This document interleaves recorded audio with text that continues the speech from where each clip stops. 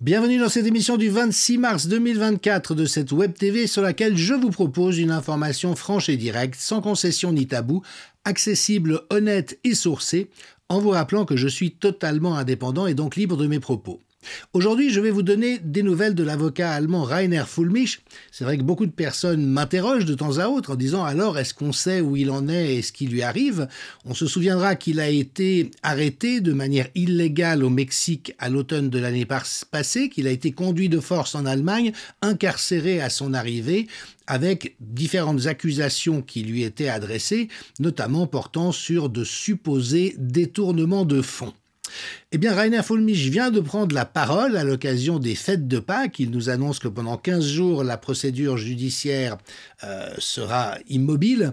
Et donc, il a donné un petit point de situation qu'il me tient à cœur de partager avec vous. Alors déjà, au mois de février, un groupe d'avocats internationaux avait fait le point sur la situation dans laquelle il se trouve, et notamment quant au fait que il y a eu 18 chefs d'accusation qui ont été déposés contre lui pour des actes répréhensibles présumés. La chambre d'accusation a immédiatement rejeté 16 de ces 18 chefs et d'après les avocats, ils auraient dû rejeter les autres également. Alors de quoi s'agit-il ? En réalité, il s'agit d'une affaire contractuelle et donc civile, mais il se trouve qu'en Allemagne, toutes les procédures civiles sont extrêmement coûteuses. Et donc, il arrive fréquemment que des plaignants portent plainte au pénal, sachant qu'à ce moment-là, l'État doit instruire à sa charge. Et donc, si vous voulez, en quelque sorte, ça exonère les plaignants d'avoir à assumer un certain nombre de frais. Et en l'occurrence, c'est ce qu'il s'est passé, mais avec évidemment le risque que cela mette l'accusé dans une position difficile, et c'est la raison pour laquelle, au lieu d'avoir été simplement soumis à un régime de bracelet, de surveillance, d'assignation à résidence sous bracelet, ce qui aurait été tout à fait naturel, eh bien, Rainer Fulmich s'est retrouvé incarcéré. Il semble que ses droits ont été violés dans la défense.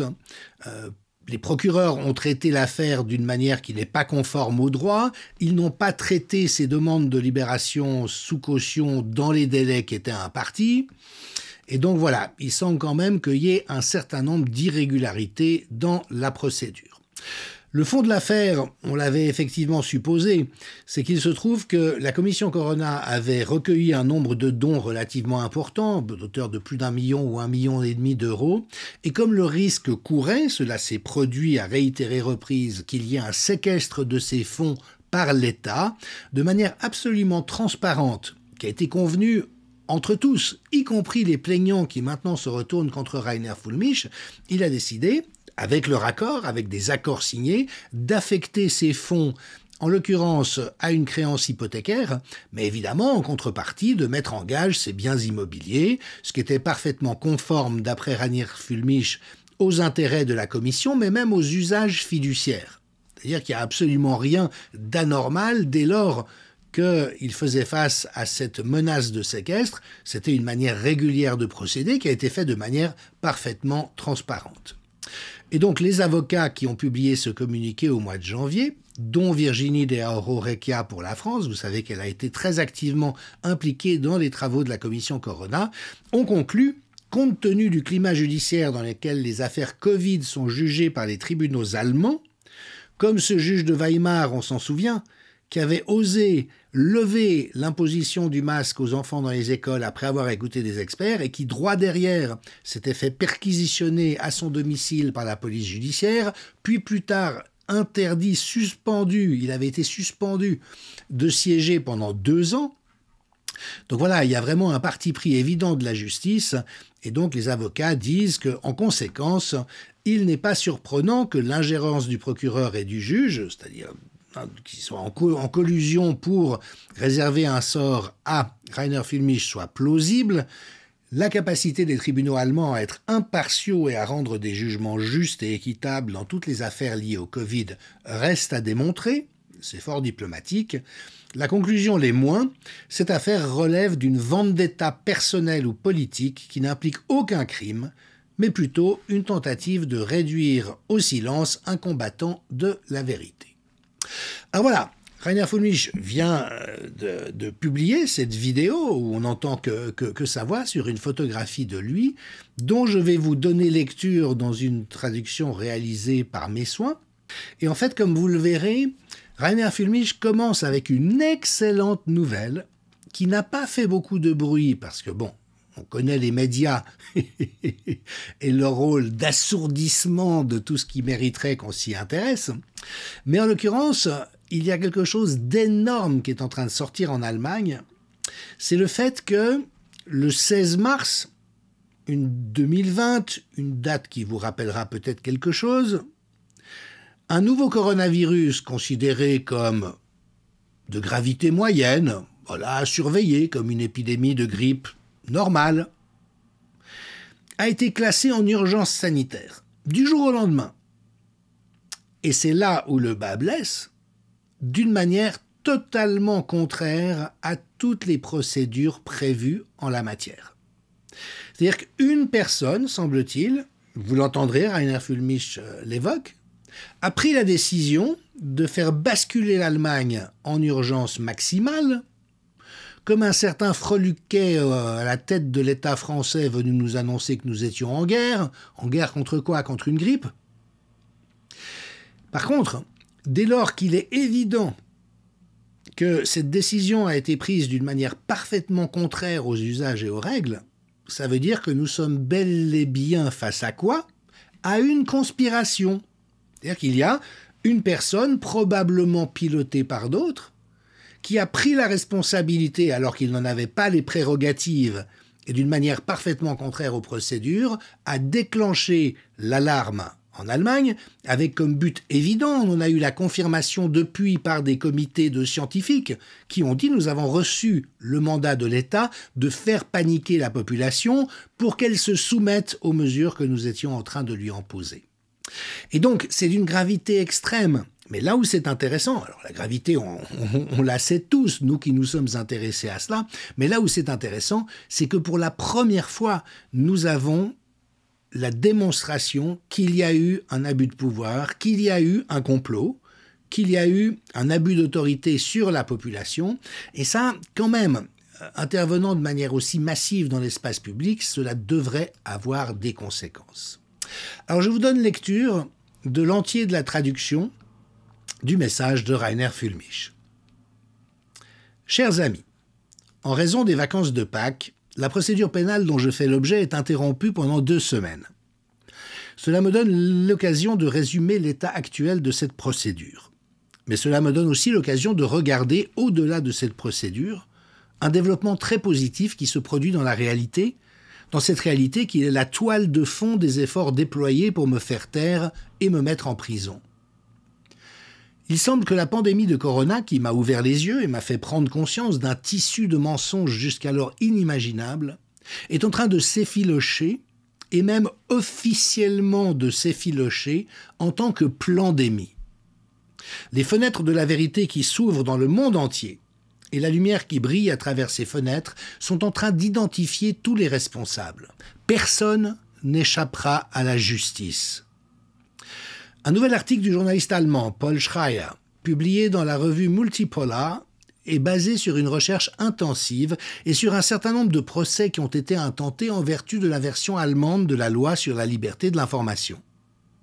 Cet article montre clairement que l'équivalent allemand du CDC américain, le RKI, Robert Koch Institute, qui jusqu'au 16 mars 2020 avait informé le public que le nouveau coronavirus n'était rien d'autre qu'une grippe, a changé d'avis du jour au lendemain lorsque le 16 mars, un membre haut placé du RKI, intimement lié à l'industrie de la plandémie et à son porte-parole, l'Organisation mondiale de la santé, a déclaré en tandem avec une grande partie du reste du monde occidental, bien sûr, d'escalader la situation, jusqu'alors inoffensive, en une pandémie et d'effrayer l'entier de la population pour tester leur obéissance.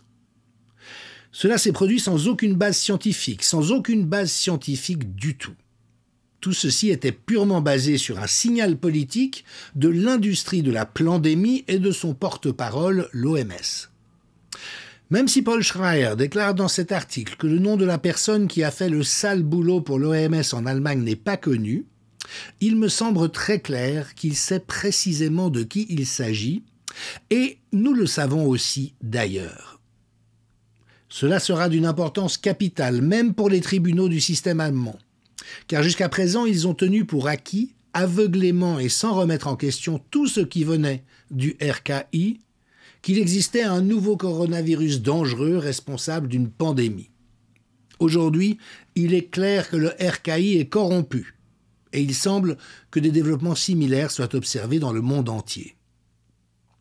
Je viens d'être informé par l'une des personnes qui m'a écrit et m'a donné des informations que Anthony Fauci aux États-Unis semble avoir admis qu'il n'y avait aucune base, et encore moins une base scientifique, pour la distanciation sociale et les distances prescrites pour la distanciation sociale. Ce château de cartes est en train de s'effondrer et nous, en tant qu'avocats internationaux, ferons de notre mieux pour accélérer le processus et veiller à ce que justice soit faite. En ce qui concerne l'affaire criminelle contre moi, elle est très simple.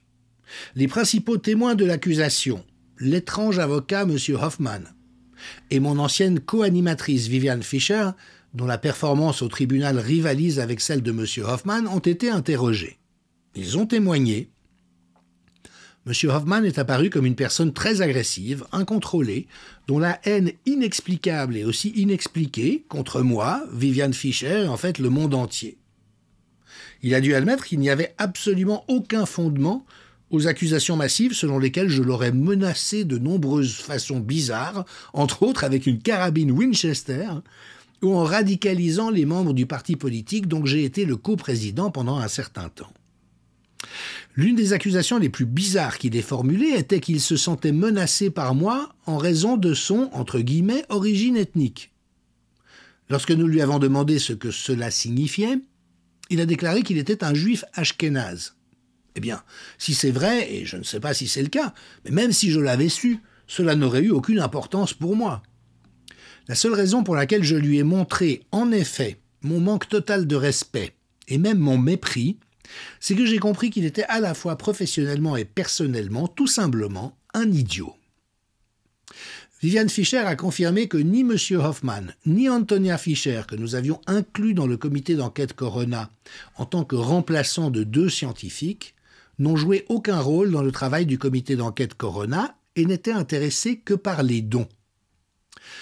Nous avons toutefois trouvé assez étrange que Viviane Fischer semble toujours vouloir coopérer avec ces personnes, malgré le fait que elle et leurs partenaires douteux, par le biais de fraude et d'extorsion, aient mis la main sur environ 1,5 million d'euros de mon argent et celui de mes clients, malgré le fait que ces personnes, avec l'aide du procureur, essayent maintenant de mettre la main sur toutes les donations du comité Corona, dans le seul but de mettre un terme à ces travaux. C'est très étrange. Malgré le fait que les preuves s'accumulent que le procureur est coupable d'obstruction à la justice, et il s'agit d'un crime, pas seulement d'un délit, je ne crois pas que le tribunal soit sous le contrôle de ceux qui sont derrière cette procédure, mais nous verrons bien. En fait, ce qui est crucial pour mon affaire, c'est que Viviane Fischer a également confirmé que nous avions contracté les prêts afin d'éviter toute saisie de l'État sur notre compte bancaire. Il y avait un risque imminent et croissant que cela se produise, et bien sûr nous étions tous les deux disposés à rembourser les prêts et en mesure de le faire. Cela signifie que l'affaire du procureur n'est plus d'actualité. En fait, si nous n'avions rien fait pour protéger l'argent de la saisie délibérée par l'État, nous aurions été coupables d'une violation de notre devoir fiduciaire de prendre soin des dons que nous avions reçus. Pour ceux que cela intéresse, nous déposerons une évaluation détaillée du témoignage au tribunal de Viviane Fischer et de M. Hoffman. Pendant ce temps, ici en Allemagne, un spectacle encore plus étrange se déroule sous nos yeux à la télévision. Quiconque ose plaider pour la paix en Ukraine est presque hystériquement accusé par ceux qui s'appellent eux-mêmes politiciens et journalistes d'aider Poutine à gagner la guerre. Ils exigent très sérieusement que l'Allemagne fournisse autant d'argent et d'armes que possible à l'Ukraine. Dans quel but ? Eh bien, évidemment, pour tuer autant de personnes que possible. C'est vraiment très, très étrange. Merci pour vos lettres et vos messages, parfois très personnels. D'ailleurs, personne d'autre que moi ne les lit. Les enveloppes sont fermées lorsqu'elles me parviennent, elles ne sont détruites qu'après avoir été ouvertes. Et je reçois les lettres. Je suis très impatient de retrouver ma femme, nos chiens, ma famille et mes amis, et de continuer notre travail avec le groupe international d'avocats, avec l'aide de vous tous bien sûr. Justice sera faite. Il n'y a pas d'autre moyen pour l'humanité de survivre. Voilà ce qu'il me tenait à cœur de partager avec vous. Rainer Fuellmech donne l'impression d'être en bonne forme, d'avoir un bon moral. Je me réjouis bien sûr qu'il puisse reprendre son travail avec les autres avocats impliqués, car nous avons beaucoup de grains à moudre et à apporter devant les tribunaux. C'est vrai que ceux-ci en Europe, pour l'instant, se sont de manière générique refusés à entrer en matière sur ce qu'il aurait été urgent de traiter, mais comme je l'ai souvent souligné, il importe que notre opiniâtreté soit plus forte que leur blocage, et donc bonne fête de Pâques à tous et à Maître Fuellmich. Je suis très heureux d'avoir pu répercuter son message à l'intention du public français. À bientôt, merci.